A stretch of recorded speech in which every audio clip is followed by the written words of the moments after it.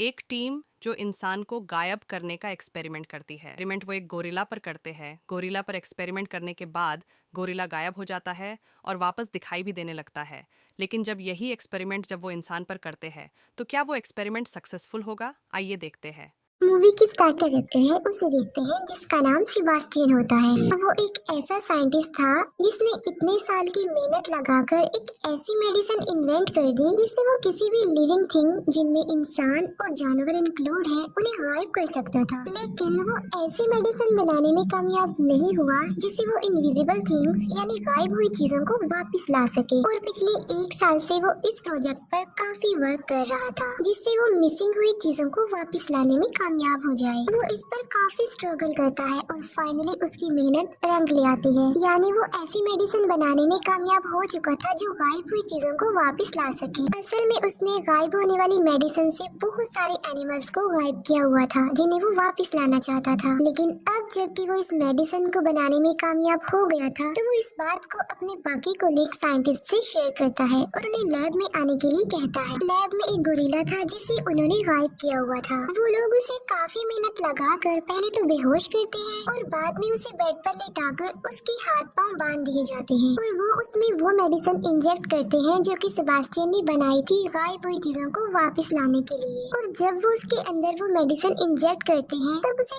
काफी डिफिकल्टी का सामना करना पड़ता है क्योंकि उसकी हार्ट बीट बढ़ जाती है और उस गोरिल्ला की हालत देखकर ऐसा लग रहा था कि अब वो नहीं बच पाएगा। लेकिन वो उसको बचाने की काफी कोशिश करते हैं, उसके हार्ट को शॉक देते हैं जिससे इस गोरिल्ला की हार्ट बीट नॉर्मल होने लगती है और आहिस्ता आहिस्ता उसकी सारी बॉडी स्टेबल हो रही थी और गोरिल्ला पूरी तरह अपनी बॉडी में वापस आ जाता है। अब क्योंकि वो ऐसा करने में कामयाब हो जाते हैं तो वो सब काफी खुश हो जाते हैं क्योंकि उनके इन्वेंट उनके एक्सपेरिमेंट्स कामयाब जो हो गए थे। फिर यहाँ पर हमें ये पता चलता है कि सारे एक्सपेरिमेंट्स मिलिट्री के लिए हो रहे थे और उन लोगों की मिलिट्री के साथ एक मीटिंग होती है जिसमें सेबास्टियन ये झूठ बोल देता है कि अभी तक उसने कोई सक्सेस हासिल नहीं की है और वो कामयाब होने के लिए और मजीद टाइम मांगता है। तब मिलिट्री उसे कहती है कि तुम तो पहले ही बहुत टाइम ले चुके हो और अगर तुमने जल्दी से कोई रिजल्ट नहीं दिया तो हम तुम्हारी रिप्लेसमेंट में किसी और को ले आएंगे। और जब वो लोग बाहर आते हैं तब सेबास्टियन के साथी जिसमें लड़की का नाम लिंडा और लड़के का नाम मैथ्यू होता है वो उससे पूछते हैं कि तुमने मीटिंग में झूठ क्यों बोला कि तुमने सक्सेस हासिल नहीं की जबकि तुम तो सक्सेस हासिल कर चुके हो। वो कहता है इसलिए क्योंकि मैं इस मेडिसिन को किसी इंसान पर चेक करना चाहता हूँ, टेस्ट करना चाहता हूँ। और वो इंसान कोई और नहीं बल्कि वो खुद था, सेबास्टियन था, जिस पर वो अपने बाकी कोलीग से मीटिंग करता है। और वो यहाँ पर भी अपने कोलीग से झूठ बोल देता है कि आर्मी ने हमें इस मेडिसिन को इंसानों पर टेस्ट करने की परमिशन दे दी है जबकि ऐसा कुछ नहीं था और मैं इसे अपनी ही बॉडी पर टेस्ट करना चाहता हूँ। और लिंडा और मैथ्यू भी उसका इस बात पर साथ देते हैं, हालांकि ये झूठ होता है, ऐसा कुछ नहीं होता। सेबास्टियन अपनी बॉडी में गायब होने वाली मेडिसिन इंजेक्ट करवाता है जिसकी वजह से उसे काफी पेन होती है और आखिरकार वो गायब हो जाता है। लेकिन वो साथ साथ बेहोश भी हो जाता है और उसे वापस होश में आते आते तकरीबन 17 घंटे लग जाते हैं। और जब वो होश में आता है तो वो लाइट को बेयर नहीं कर पा रहा था और वो लाइट ऑफ करने के लिए कहता है। तब सारी लाइट्स ऑफ करवा दी जाती हैं। सेबास्टियन अब कम्प्लीटली गायब हो चुका था और उसकी बॉडी का टेस्ट किया जाता है, यानी उसकी बॉडी का चेकअप होता है जिसपे पता चलता है कि उसकी बॉडी बिल्कुल नॉर्मल है। आसपास जितनी भी गर्ल्स होती हैं वो खुद को सेफ महसूस नहीं कर रही थी बल्कि वो अनकंफर्टेबल फील कर रही थी क्योंकि उन्हें अपने आसपास सेबास्टियन की प्रेजेंस का एहसास हो रहा था। 3 दिन गुजर चुके थे और अब सेबास्टियन को विजिबल करने यानी वापस उसे उसकी बॉडी में लाने का टाइम हो चुका था और वो उसमें वो मेडिसिन इंजेक्ट करते हैं जिसे वापस लाया जा सकता हो। तब फिर से सेबास्टियन को पेन होती है और मुसीबत की बात ये होती है कि वो विजिबल भी नहीं हो पाता और उसकी हालत काफी नाजुक हो जाती है। वो अपनी मौत के बहुत करीब होता है। अब क्योंकि उनके पास और कोई रास्ता नहीं होता तो वो सेबास्टियन बना देते हैं ताकि वो सब उसे देख सके और इस बात को लेकर सेबास्टियन काफी गुस्सा हो जाता है और उसकी मैथ्यू से बहस हो जाती है। वो उस पर शाउट करता है कि 10 दिन में जितनी तुमने मुझे पेन दी है, जितना लाइट में जलाया है, उसकी पेन सिर्फ मैं ही महसूस कर सकता हूँ। अब क्योंकि सेबास्टियन विजिबल नहीं हो पा रहा था तब उसकी मेंटल स्टेट भी खराब हो रही थी। इतने दिन से वो इनविजिबल था और काफी परेशान था जिसकी वजह से वो यहाँ से जाना चाहता था और एक दिन तंग गाकर सेबास्टियन लैब से बाहर चला जाता है और सीधा अपने घर आ जाता है। घर आकर वो अपने नेबरहुड के एक लड़के को देखता है जिस पर वो पिछले कुछ अरसा से नजर रख रहा था। सेबास्टियन अपना मास्क उतार देता है और उस लड़के के घर की डोरबेल बजाता है और जब वो दरवाजा खोलकर देखती है तो वहाँ पर कोई भी नहीं होता क्योंकि सेबास्टियन इनविजिबल जो था और वो उसके घर में घुस जाता है। लिंडा सेबास्टियन के घर आती है और वो देखती है कि वहाँ पर उसका मास्क पड़ा हुआ है जिसे देखकर वो डर जाती है। लिंडा वापस लैब में आती है और अपने बाकी कोलीग से वो मीटिंग करती है कि सेबास्टियन हमारे लिए किसी खतरे से खाली नहीं है क्योंकि वो मास्क के बगैर घूम रहा था और इनविजिबल भी था। और तभी वहाँ पर सेबास्टियन आ जाता है। लिंडा उसे वार्न करती हुई कहती है कि अगर तुमने आज के बाद ऐसा किया तो वो मिलिट्री को तुम्हारी शिकायत कर देगी। तब सेबास्टियन लिंडा की इस बात पर एग्री हो जाता है, लेकिन अभी भी सबके दिल में डर था क्योंकि सेबास्टियन दिमागी तौर पर काफी अजीब था और वो ये डिसाइड करते हैं कि वो हर वक्त सेबास्टियन पर नजर रखेंगे। हालांकि सेबास्टियन इनविजिबल होता है लेकिन उस लैब में एक ऐसा कैमरा था जो उसे इनविजिबल होने के बावजूद भी देख सकता था और इस बात का सेबास्टियन को भी पता था कि उस पर नजर रखी जा रही है, जिसकी वजह से अब वो इस लैब से बाहर नहीं जा सकता और इसीलिए वो कैमरा की सेटिंग को खराब करके पिछली कोई रिकॉर्डिंग प्ले कर देता है जिससे सबको ये लगे कि वो अभी भी लैब में है और ऐसा करके वो लैब से बाहर चला जाता है और वो सीधा लिंडा के घर जाता है और वहाँ जाके उसे पता चलता है कि लिंडा और मैथ्यू रिलेशनशिप में है, जिस पर उसे काफी गुस्सा आता है क्योंकि वो लिंडा को लाइक करता था और गुस्से में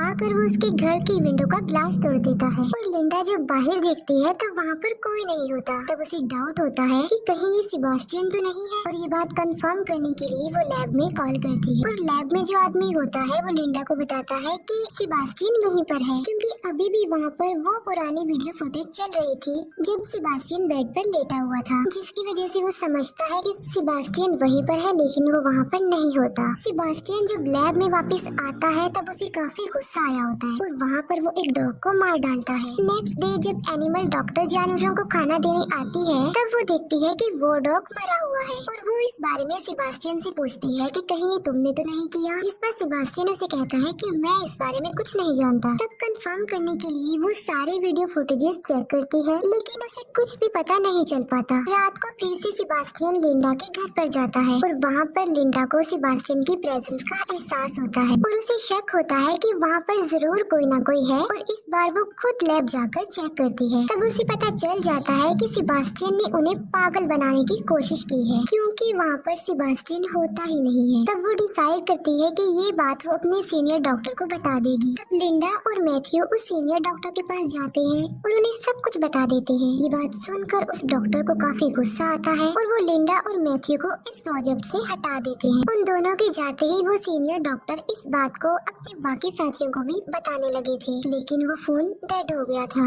और तभी वहाँ पर सेबास्टियन पहुँच जाता है और सीनियर डॉक्टर को पानी में डुबोकर मार डालता है। नेक्स्ट मॉर्निंग सेबास्टियन वापस लैब में आ जाता है। लिंडा और मैथ्यू उस सीनियर डॉक्टर की कॉल का वेट कर रहे थे क्योंकि आज उनकी मीटिंग थी। अब क्योंकि वो सीनियर डॉक्टर मर चुका था तो उसकी कोई भी कॉल नहीं आती। तब चेक करने के लिए लिंडा उस डॉक्टर के घर पर कॉल करती है। तब उसे पता चलता है कि डॉक्टर की पानी में डूबने की वजह से डेथ हो गई है। तब लिंडा डिसाइड करती है कि वो इस प्रोजेक्ट के बारे में सबको बता देगी क्योंकि सेबास्टियन की रियलिटी यानी कि वो इनविजिबल है ये सिर्फ वही लोग जानते थे जो लैब में थे, बाकी और किसी को भी इस बारे में कुछ नहीं पता था। और जब वो कॉल मिलाती है तब उसका फोन भी डेड हो चुका था और तब वो वहाँ से बाहर निकलने की कोशिश करती है लेकिन कोई भी डोर ओपन नहीं हो रहा था क्योंकि सेबास्टियन ने सब डोर्स के कोड इनएक्टिव कर दिए थे और वहाँ पर सिर्फ सेबास्टियन का कोड ही एक्टिवेट हो रहा था। वो लोग डिसाइड करते हैं कि कुछ भी हो जाए वो सेबास्टियन को पकड़ के ही रहेंगे क्योंकि अभी भी वो उसी लैब में ही था। उनमें से एक लड़की जिसका लैब में कुछ रह गया था और जब वो वापस उसे लेने जाते हैं तब सेबास्टियन उसे मार डालता है। उन लोगों को पता चल चुका था कि सेबास्टियन उन्हें एक एक करके मार डालेगा क्योंकि वो नहीं चाहता था कि किसी को भी उसकी रियलिटी पता चले कि वो इनविजिबल है। लैब में एक ट्रेसर की हेल्प लेकर वो सेबास्टियन की लोकेशन ढूंढ लेते हैं और वहाँ पर उसे पकड़ने के लिए दो लोग जाते हैं, एक तो मैथ्यू होता है और दूसरा उसका फ्रेंड होता है। वहाँ पर सेबास्टियन